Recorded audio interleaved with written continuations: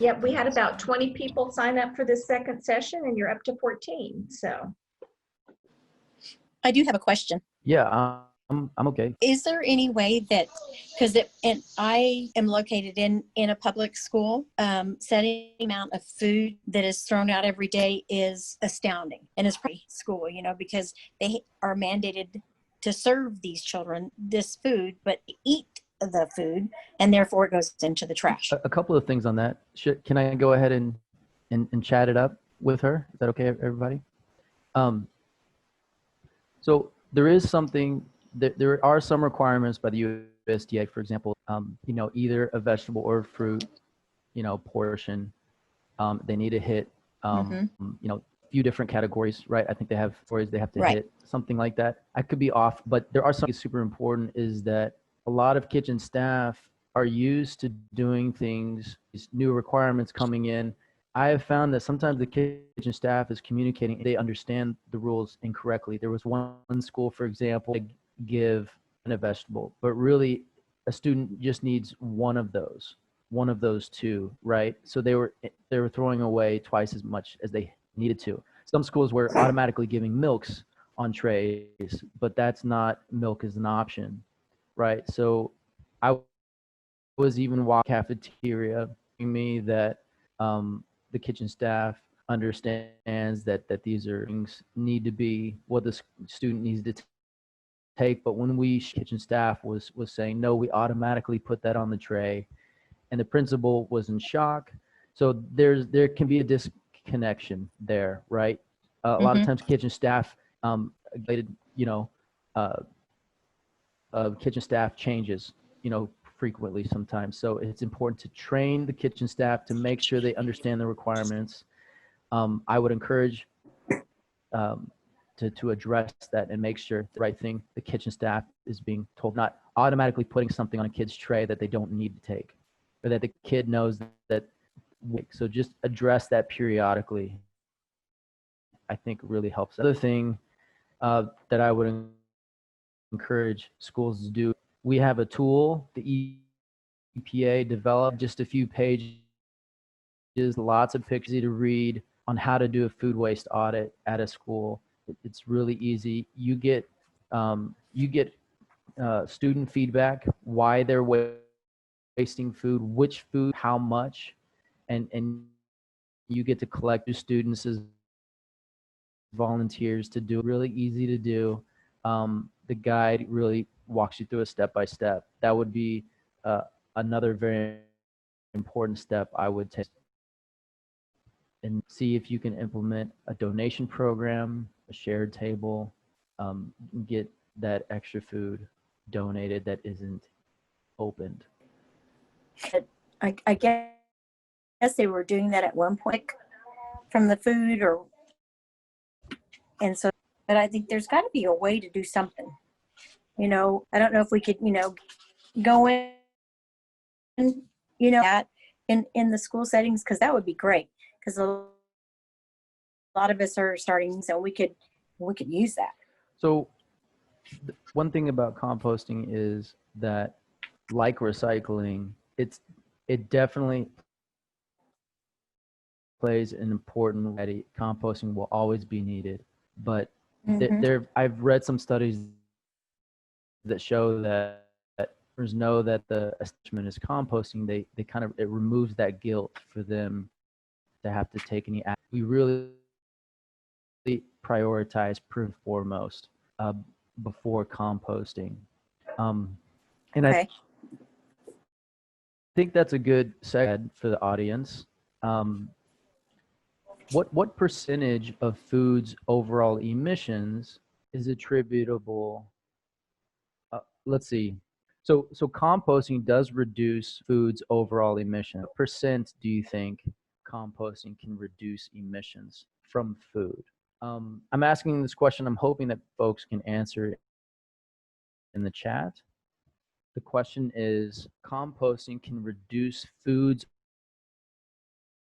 overall emission, what percentage? So we're talking life cycle. Someone here said 80%, 40%. Anyone else? Like 75%, 5%, 50%, 65%, 60. So this is the EPA warm model, for example, shows that composting can reduce food's emissions impact by about 17%. So that's a good chunk, 17% reduction. That's not all that we have to do, right? That's why I mentioned making sure that your kitchen staff is trained on the USDA rules, making sure that the students are being told the right thing, doing the food waste audit, doing the donation, and that sort of thing. There was a question here that says, I asked why they don't donate it to school for demand. So you don't have to tell your customers that you're donating or composting.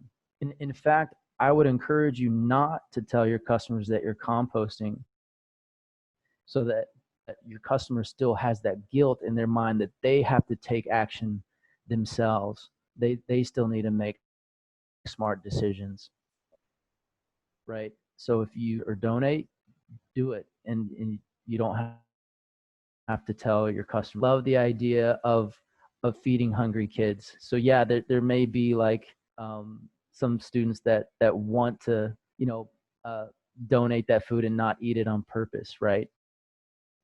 Which for thinking that way. There are some other impacts from food as well that food production causes. I'd like to ask the audience what environmental harms that food production causes, right? So the question is, food production is the main cause of which environmental harms other than emissions? Can in the chat what they think. Let's see, someone said water, soil, climate change, water usage. Great answers, yes. There are many of the aquifers throughout the United States that the U.S. Geological Survey measures are being depleted faster than the rate of recharge. So the rate at which we're using water, groundwater, is unsustainable. And the number one use of that water is production. In fact, at home, my water footprint, there's more water being wasted to grow the food I throw away than my entire house. So before I reduce water use at home, I would think about my sink, my faucet, my hose, my lawn, showers, that sort of thing. Because that water is easy to see. We can literally see it directly, but they were wasted in my trash can, right? It was to grow the food I threw away. So if we want to reduce our water impact, we have to tackle cause. Sometimes the answers aren't right in front of us. We have to understand how we make choices. Environmental harm is deforestation. Globally, the number one cause of deforestation. So it's important to voices. Okay, let's see. I have another. So, where do most of the emissions from food production come from? What are folks' thoughts there? Oh, there was another answer. Loss of biodiversity. Yes, is the number one cause of biodiversity loss and species extinction. Yeah, it changed ecosystems. A very good answer. So I got a question for the audience. Where do most of the emissions from food production come from? Where do you think? Transportation, the farm, the store? Okay, we've got some answers here. Some answers are cows, transportation. It's transportation because, again, transportation is something right that according to the EPA makes up only 3% of food's greenhouse gas emissions. Shocking. The landfill. Most of the emissions from food occurs before it even leaves the farm. So composting can reduce food's emissions by 17%. I think food waste prevention use from food can waste prevention use, right? Preventing food waste are, I think, putting out numbers because they know we waste about a third of our food right here in the United States, which is about right. We waste a third of our waste prevention. It was a trick question, right? You save 100% of emissions by preventing food from that food. When you comp 10%, right? Which is why it's prevention first and foremost. Will always play an important role, but we need to reduction is key. That's why I encourage food waste audits and other activities. So ways that we can prevent food waste. It's a question that I want to give the audience now. What are some ways that we can prevent? What are some of the ways that you prevent food waste? Composting. So composting is not waste prevention, right? We want to prevent food. Let's say you're wasting food. How do we waste less food? Composting is important though. Buying what you need. There you go. Smart shopping, right? Yes, sometimes I forget to even look in my fridge and pantry before I go to the grocery. Sometimes I'm thinking at the grocery store, do I have this already? And I try to get creative with what I do have. I make sure to eat what I already have at home. Yep. Examples of waste prevention. What we want to do first and foremost. Shopping I don't know. When I shop when I'm hungry, I tend to buy way more than I need, especially snacks. Maybe not as many stuff here. I think this is important to think about. Right? Is key. Donation, composting also play an important role. So I've been with the EPA several years, and we have a program, the Food Recovery Challenge. I hear about best practices from different organizations. I do a lot of research, so I want to be here as a resource to you now today. I want to open it up to any questions about food. Please throw them at me, and I want to take this time I think people can just raise their finger if they have a question, or put it in the chat. And I see there is one question. Read that, Stephen. Yeah, can you do that for me? It was up above. Someone else ask a question, please. And I think we just have a few minutes left. Question. Know how many children prior to preparing meals, right?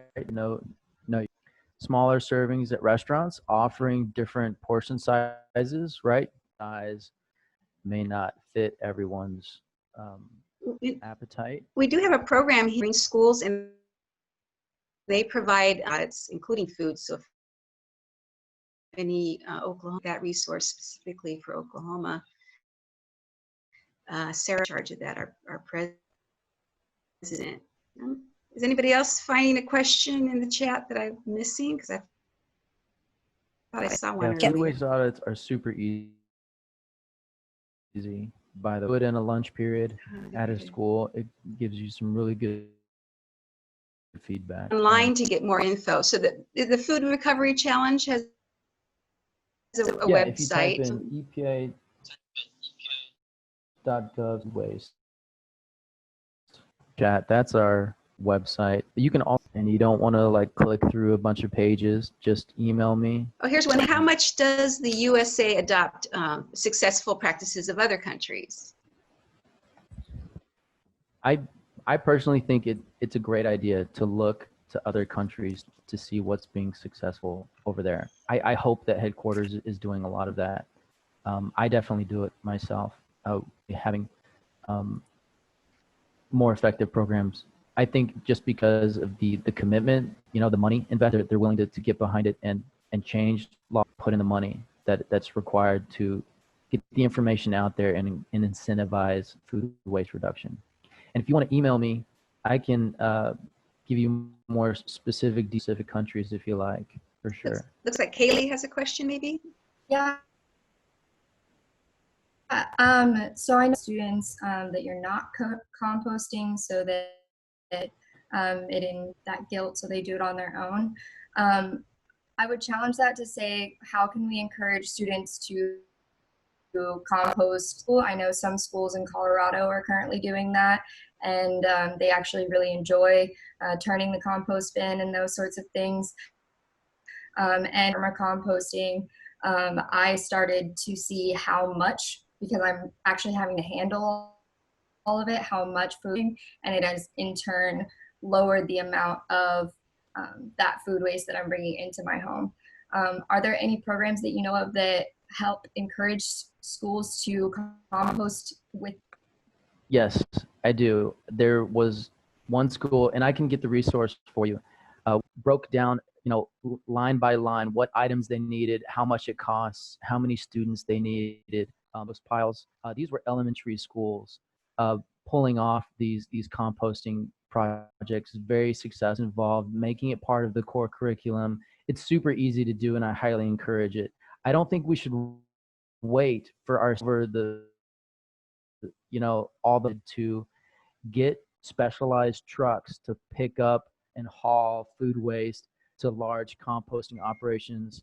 I applaud cities that commit that money, but if your city doesn't have that kind of money, on-site composting is really a great solution. Transport it anywhere where you don't have to spend more. You can do it right there on site, and elementary schools are being successful with it. So if kids can do it, anyone can do it. Models out there, schools that have put together guidances for other schools, and I can get you those resources. I think also for sure. schools that have community gardens or have school gardens have the compost right there, and it just makes it easier for them to. And at OSU, we do have the Family and Graduate Student Housing Group has a community garden in their own compost spot there as well. Absolutely. Thank you so much, and I'd love to receive that material. Yeah, can you email me? Chat. It's in my chat. Yeah, if you email me that to give you a detailed answer and keep all that organized. There's a question. It seems like efforts are more successful than lose funding or going to be encouraged at older ages. Run that question by me one more time. It seems like efforts are more successful in elementary schools, and then they lose funding or interest in later years. So older ages, maybe high school or colleges. We talked about colleges just now. That's a good question.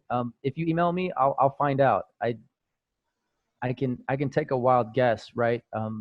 If you make it part of education, you get your own food. A lot of times they're more inclined to eat it, and helping them grow food. I don't know if you make it a requirement. It personally should be a requirement for all schools for kids to take. So make it part of the yes. Yeah, but let better answer. Okay, Also, David. you mentioned community gardens at schools. I definitely think that this is a great way to get kids involved and get them excited about food. You don't have to have a community garden. You can spread this compost just on your regular grounds, just landscaping company to use this. Spreading it across your grounds, even on the grass, is better than putting it in the landfill. So don't think you a vegetable garden to have a composting operation. It's still better than sending it to the landfill. Okay. We have time for more questions. I think we have 6 minutes left, although I thought the keynote was supposed to start. So we might get cut off at any time, but go ahead and ask more questions. Put your finger up for Stephen to see.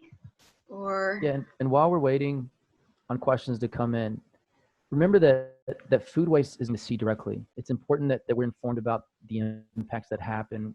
Deforestation, species extinction, groundwater depletion, river pollution. Food production is the number one cause. When I see food waste brain now, right? Of trash from a school, I would first think about, but now I think about the food. That's where it's really burning a hole, and we need to prioritize, not forget about it. And remember, prevention is key. Preventing food waste to begin with. That's the only way you're going to address water, the deforestation, the species pollution. All of that happens at the farm. Tackle that at all, you have to prevent food waste. Composting is not going to touch those impacts. So make sure that you're about prevention as well as composting. Stephen, I had a question. This is Michael Horses with Chickasaw Nation. One of our facilities, we have a buffet, And what we think you touched on it with your last statement, can get away from it, but on some they have a holding time, and they do have to be disposed of. In those situations, really can't be addressed. Try to compost, but the odor, the equipment really just couldn't keep up with how much we were throwing away. In those situations, So what should remember we do? that your composting program doesn't have to take all the food waste you generate. Your compost program can be as small as you want it. If you're taking in 10% of your food waste, that's still symbolic, right? That's still there. It's still educating people who see it and are involved with it. So don't think you have to capture everything. It's gonna, so have a small program. With some businesses are doing paper items. They're not making it until it's being ordered. They're doing smaller. They're doing prepping at the line. Just a few of the strategies. We have checklists, full checklist of different things that people can do. Buffets, if you're holding that buffet food hot enough above 140 the whole time, then it can still be donated at the end of the day if it's being held at the right temperatures.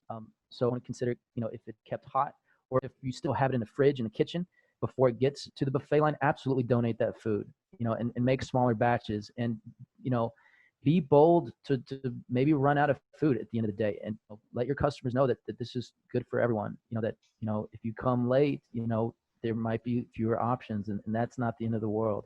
I know that's a really tough financial decision for businesses, so consider. But if you email me, I can send you that checklist of what other buffet restaurants have been doing. So please. Okay, thank you. Yeah. And if you can't donate the food, you might be able to feed it to livestock. Might check with local farms, chicken houses, and consider also doing pre-consumer food waste. So your buffet line is post-consumer. It's got oils and meats and all the things that are going to attract animals and have odors. But if you have your kitchen staff, when they're doing the prep, only compost fruit and vegetable, egg shells, coffee grounds, that's not going to present an odor, and at least you're capturing, what we do is capture that pre-consumer food waste. I think we have a minute and 25 left. Do you all have a timer? Can you tell what time we have left? Okay, last questions. I do want to thank Stephen from the EPA. He's a great resource. You have his email and the website. So a little round of applause, or for Stephen, a quiet round of applause.